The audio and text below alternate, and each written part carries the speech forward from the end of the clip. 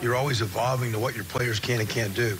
And been at places where there's different styles of quarterback, there's different styles of offensive line, there's times when you have a running quarterback you don't, or there's times where you don't have good pass blocking, but you still have to throw it.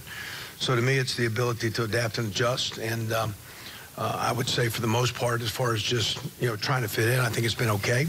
At the end of the day, I think I just got to do a better job of piecing it together, anticipating in some practice things to get us in rhythm and what we're going to emphasize and gain some confidence and gain some momentum and efficiency as an offense instead of being all over the place right now. I think so far I've been a little all over.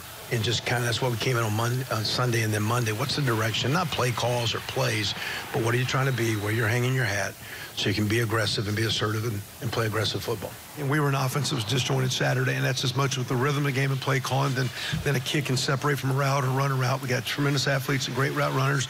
JT can throw the football. It's me getting us in the rhythm of playing offense the way we need to play. I got to do a better job through practice organization and through game calling to put our kids in better places, and I didn't do it. I was awful Saturday.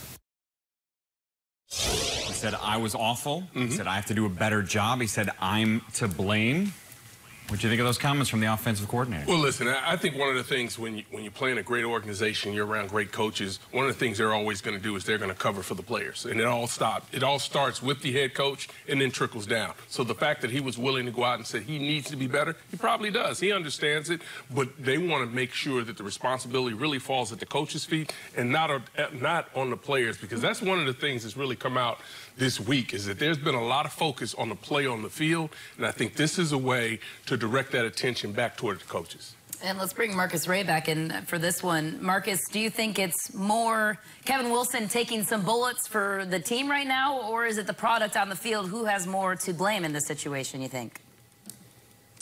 Well, I think it's a little bit of both. Ohio State has really been struggling to get big plays. We call them explosion plays. And I'm not just talking about through the air, I'm talking about on the ground. Since Urban Meyer's been there, we've been accustomed to seeing Braxton Miller, Cardell Jones, Ezekiel Elliott, guys that can just take a game over.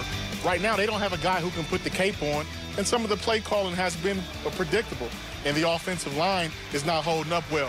But what teams are doing to Ohio State, because they lack those kind of players right now at those positions, they are playing two high safeties, and they're taking away the deep ball, saying, we'll force the check down and we'll tackle the catch. You see Oklahoma getting an interception, but they're just taking away some of the big passes by alignment, but it's also some mistiming too.